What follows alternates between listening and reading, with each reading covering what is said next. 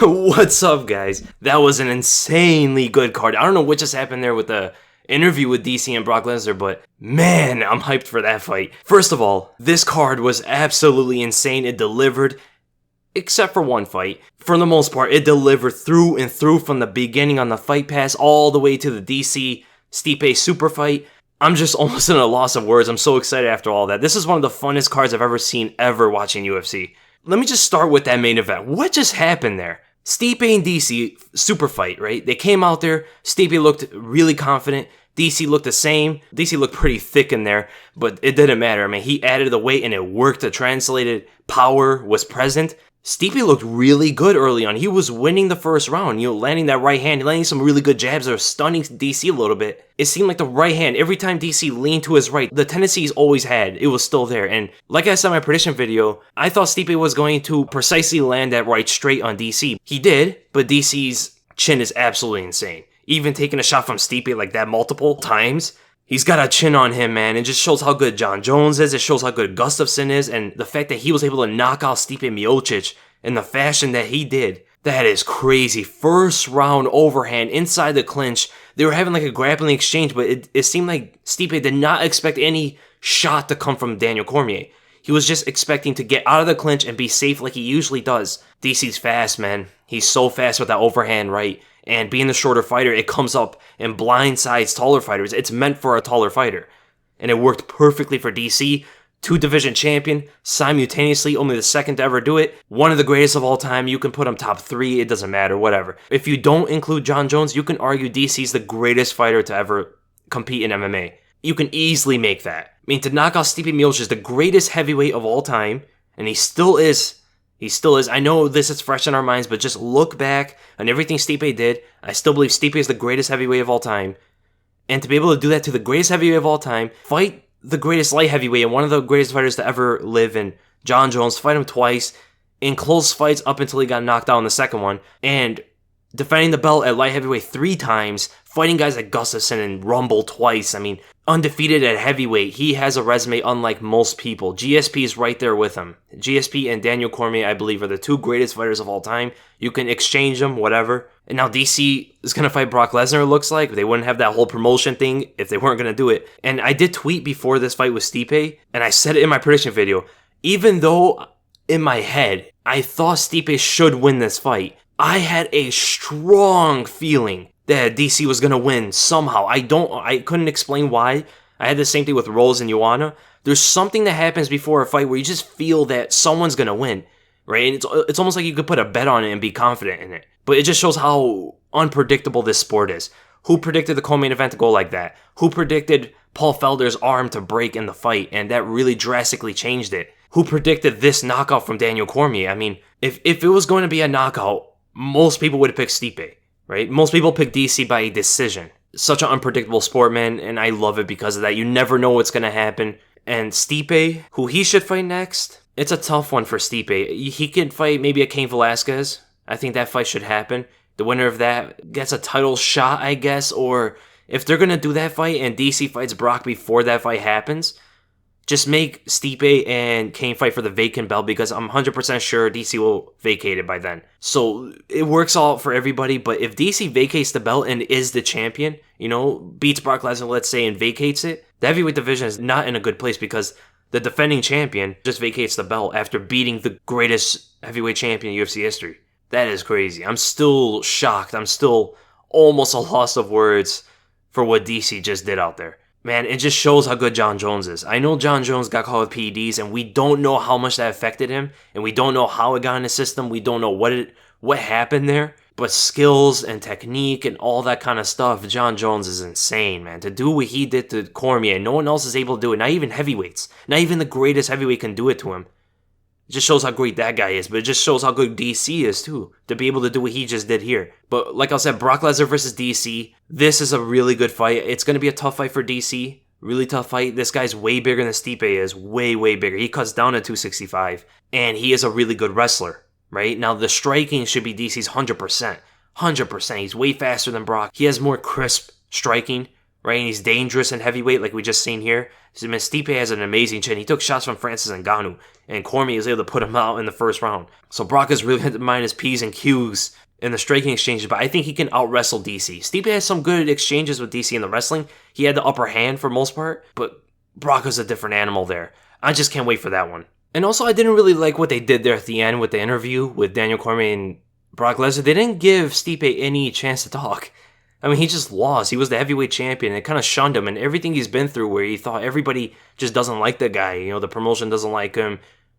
They favor everybody I fight. I don't think it was on purpose, but it was kind of hard to see that. It was kind of sad to see that. So I wish he had like a word in there in the interview. I wonder what he's going to talk about. Then we go to the co-main event, and to be honest, I do not want to talk about this fight after what I just witnessed. I'll talk about it briefly. Francis Ngannou versus Derek Lewis. Lewis wins by a decision in one of the worst fights you'll ever see in your life. I think the total strike count was... Let me actually check it right now. The total strikes landed in the entire fight was 31. Francis Ngannou landed 11. Derek Lewis landed 20. That is embarrassing from both parts. I was tweeting a lot about this with the commentating and people blaming who for this. But people who are just blaming Francis Ngannou for this is crazy. It's crazy. You gotta be fair. Both fighters did nothing. You gotta criticize both fighters. The commentators are really biased toward Derek Lewis' side. They said almost nothing bad that he was doing. There were so many things that I was able to point out that both of them were doing that was making it very boring. Derek Lewis was trying to counter too much, and Francis was trying to seek his openings. But when you have a guy who's that heavy-handed, that's trying to counter you, and when you have a guy that's that heavy-handed who's trying to look an opening on you, you can see this kind of outcome happening. Now, 31 strikes in a 3-round fight, that's kind of crazy, and most of those shots did not land clean at all. The cleanest shot maybe have been one of Derek Lewis's leg kicks maybe, or the jab from Ngannou. I mean, there was nothing happening. Crazy how they scored any round for either of these fighters. And the new rules I understand, because the new rules are made for that. The new rules, if you land like 1 or 2 strikes more, they actually will count that. But this is the old rules. Old rules, we saw a lot more draws, right? And if these rounds were not a draw, but something like Mark Hunt versus Antonio Silva was a draw, which I thought Mark Hunt won that fight, that's crazy. You can't score this. Every single round in this fight I thought was a draw, to be honest. I thought this would be the only fight ever where every round was a draw and the fight becomes a draw. Neither of them did anything. Lewis didn't land anything, really. Ngannou didn't land anything, really. Ngannou was pressuring a little bit, but that kind of equalizes that Lewis landed like a couple more strikes, like 2 or 3 more strikes every round, which is nothing, to be honest. If you're really scoring that, then whatever. But to be honest, I think both of them lost this fight. I'm very disappointed in the way these two fought out there. I understand it if you take out the fan aspect out of it. If you just look at how the fight could have gone, looking at it in hindsight, this actually did make kind of sense the way these guys came at each other, because these two guys have the heaviest hands in the heavyweight division, the UFC general, and one shot could change the entire fight. None of them really landed anything, and Ngannou landed like 1 or 2 left hooks and close, but they were kind of glancing. He landed a couple jabs.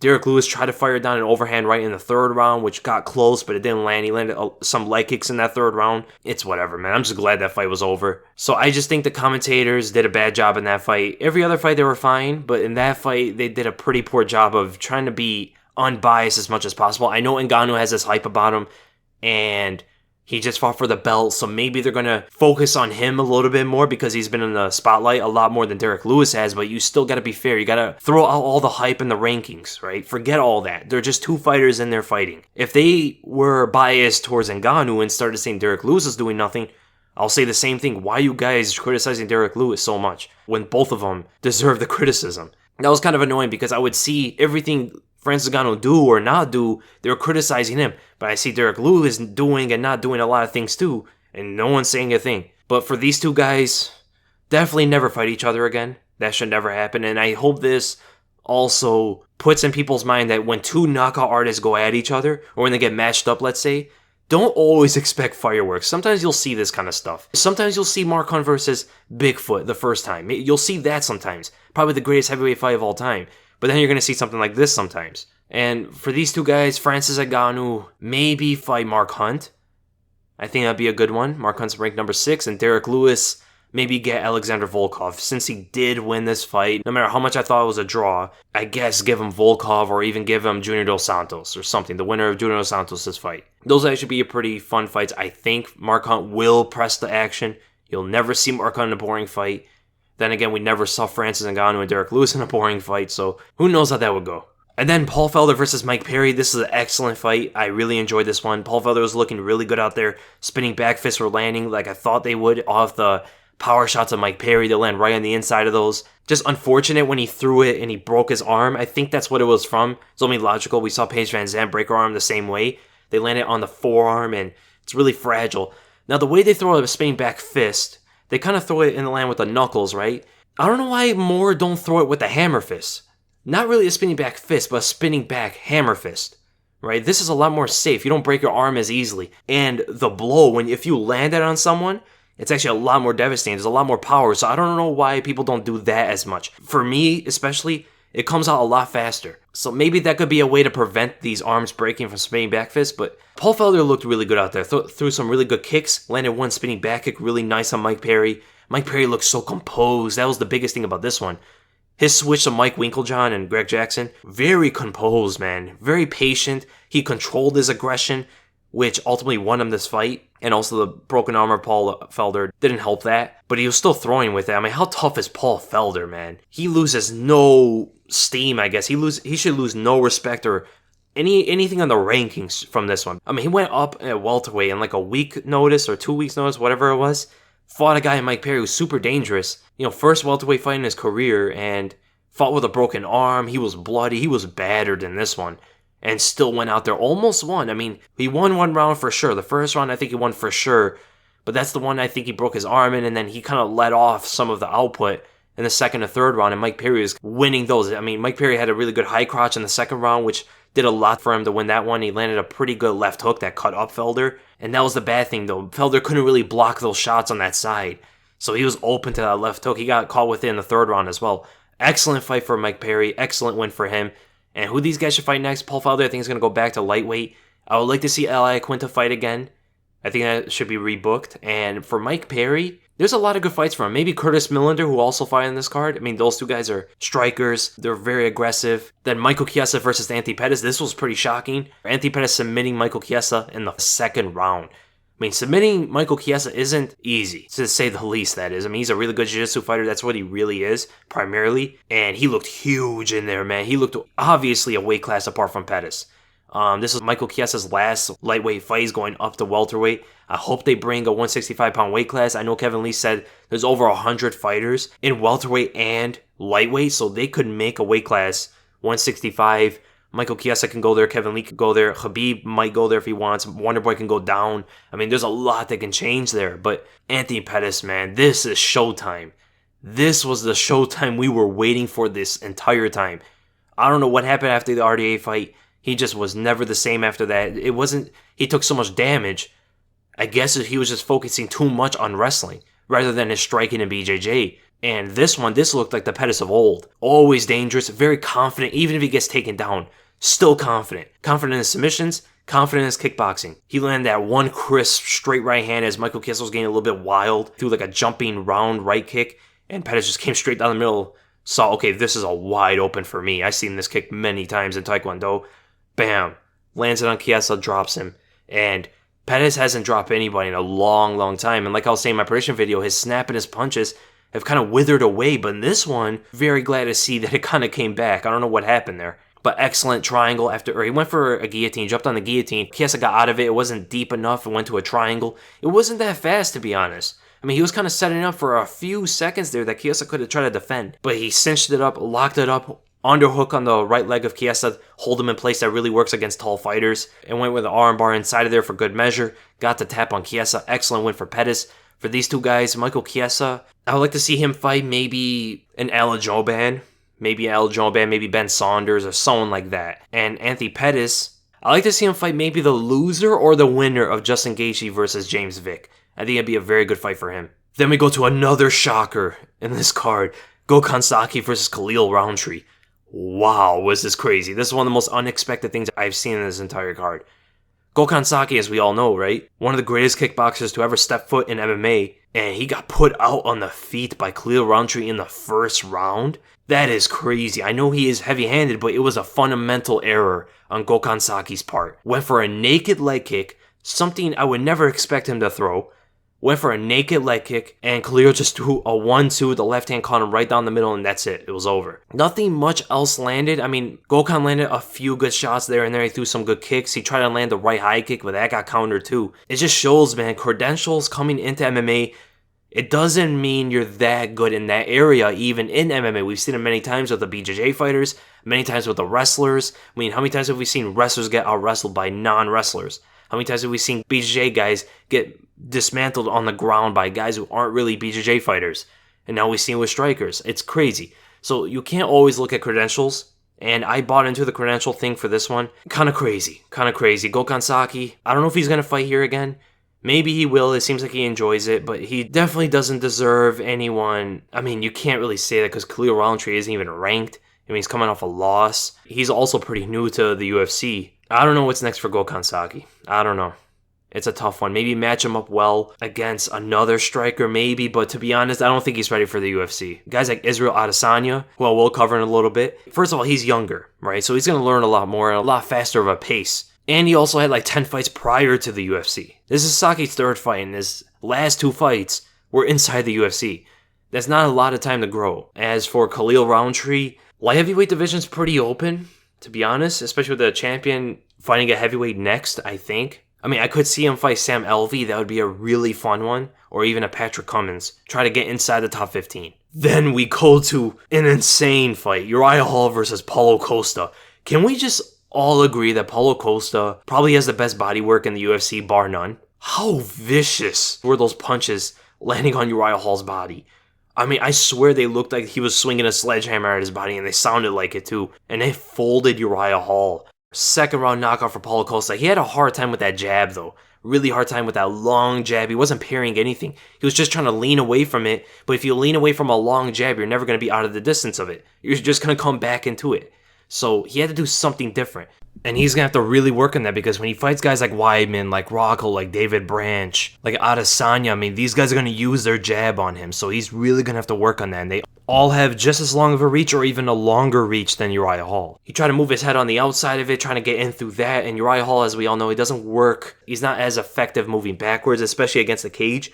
And coincidentally, that's where Paulo Costa's at his best. And we've seen that. Went for the body shots right away. And as soon as he had the first exchange of body shots on Uriah Hall, entering on him got a lot easier. Uriah Hall wasn't throwing as much, and he was trying to pick his shots a lot more. You could see they were affecting him. Uriah Hall was breathing heavy in the second round. Paulo Costa looked like a monster, man. He didn't gas out at all. He didn't slow down at all. And maybe the breaks with the low blows and I think a poke in the eye with one of them, I forgot. Definitely the low blows maybe have helped Paulo Costa get on a little bit more and not tire out, but that doesn't really make sense because Hall was really gassing, and Costa wasn't even slowing down before the breaks. So, excellent win for Paulo Costa. That uppercut to the body, man. He threw a left hook at Uriah Hall, caught him clean with that, got up to the body, threw those body shots, and you just can't defend those, man. He throws them so fast and so heavy. He did the same thing to Johnny Hendricks, and it's going to be a tough one for the contenders in the middleweight division to stop this guy, what he's trying to do. Who these guys should fight next? I think Uriah Hall, he's in a bit of a, not the best place, to be honest.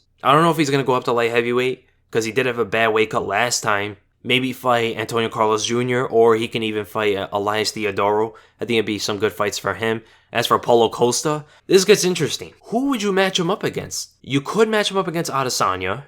I know Adesanya was calling the winner of this out.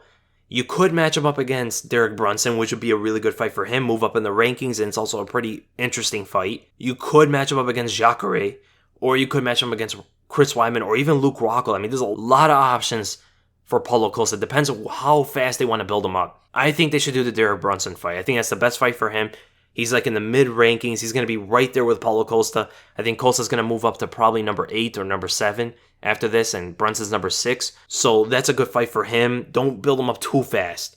I know he's on a fast track already. This is his 3rd fight, I think, in the UFC. Be steady with it. Then we go to Assunção versus Rob Font. This is a pretty much an Assunção fight, shutting down the offense of the opponent, using the takedowns. His striking looked a lot better.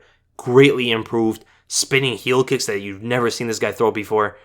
His right hand was so precise, stunned Rob Font with one of them. Rob Font's the boxer too, and all he was doing to neutralize Font's long-range boxing was he was pawing out and trapping both hands at all times, and he's confident in his ability to shoot in really close with either a double leg or even a right overhand or something like that. He was confident in his speed advantage, And when someone does that to you, I know Chad Mendes does that a lot, and it works for these guys. A Sun Sal, to be honest, you can make an argument for him to get a title shot next. Look at his record. He beat Marlon Moraes. He beat Aljamain Sterling, he just beat Rafa, he beat Matthew Lopez, and he has a win over TJ Dillashaw, and he beat also Brian Caraway. These are his last several fights. So I know a lot of people want to say Marlon Moraes because he knocks out everybody, and that knockout over Jimmy Rivera was absolutely insane. But you can make an argument for a Sun Sal. If he doesn't get a title shot next, I mean, he is 1-1 with TJ, but if he doesn't get a title shot next, I would like to see him fight Dominic Cruz. That's the fight to make for him. And as for Rafa, he was number 11 ranked guy. He doesn't move down at all, really. I don't think so. Maybe fight Brett Johns. Brett Johns is on a roll right now, so that would be a pretty good fight for Rafa. Then we go to Venata versus Drakkar Klose. Klose was pretty much using his wrestling, onward pressure, limiting the space of Venata. If you can do that, it hinders a lot of what he can do. David Tamer did the same thing. And the reason why Venata did so well against Tony Ferguson is because Tony Ferguson also uses reach, right? So he allowed Venata to use a lot of space. And guys who just limit that on him, he's just a lot more inefficient. Klose beating him by decision doing that. He lands some good right hands, lands some good leg kicks there and there with a wide stance of Venata. It's so open on him. So good win for Drakkar Klose. For these two guys, it's tough for Lando Venata. He hasn't doing too well recently. I think he should move down to featherweight possibly. I mean, he's a very small lightweight. So is Drakkar Klose for that matter. But maybe for Lando Venata to fight Gilbert Burns, who just lost the same night, or even Frank Camacho. I actually like that Frank Camacho fight. For Drakkar Klose, I would like to see him fight Beneil Dariush would be a good one, or even Joseph Duffy. I think those two fights would be really good. Those two fights will probably get him right into the top 15. Then we go to Curtis Millender versus Max Griffin. Not too much to say about this one. Curtis Millender wins a decision. It was very close. Max Griffin uses wrestling for like the first time in so many fights. Curtis Millender also took down Max Griffin a little bit. I mean, not too much to really say about this one. It's kind of tough to say who these guys should fight next. Maybe Curtis Millender versus Abdul Razak Al Hassan. That would be a pretty good one. And for Max Griffin, maybe fight Thiago Alves, who Curtis Millender also beat. Then we go to Dan Hooker versus Gilbert Burns. To be honest, I missed like the first half of this fight. I just saw where the knockout happened. First round knockout for Dan Hooker. He's been knocking out everybody at lightweight. I think he's on like a 4-fight win streak ever since he moved up, and that seems to be the trend, man. When you move up a weight class, it works. Daniel Cormier tonight, for instance. Great left hook to the body, left hook over the top, as Gilbert Burns also threw his, but Dan Hooker used palm down, able to drive it in a lot more on Gilbert Burns. So excellent win for Dan Hooker. I think he should get a top 15 fighter, if not a top 10. I would say Alexander Hernandez, but then again, you don't want two prospects to fight each other this early. Maybe Eli Quinta would be a good one, or even a Francisco Trinaldo. Either of those two guys would be good. For Gilbert Burns, I would like to see him fight Marcin Held. I think the jiu-jitsu would be insane in that one. And then we go to Jamie Moyle versus Emily Whitmire. To be honest, I missed this fight, so I don't know what to say about it. But good win for Emily Whitmire, I guess. I mean, looking by the numbers, she outlanded Jamie Moyle a lot. Good win for her. And then we move to Israel Adesanya versus Brad Tavares. Brad Tavares is a true veteran, top 10 fighter. Shut him down, man. There were talks about Brad Tavares being injured coming into it, but Israel Adesanya pumping out that jab on him. I still have to go back and rewatch the fight since all this craziness happened tonight, so my memory might be a little bit fuzzy on this one, but Adesanya's defense was just perfect. It was perfect. He was slipping on everything on Brad Tavares.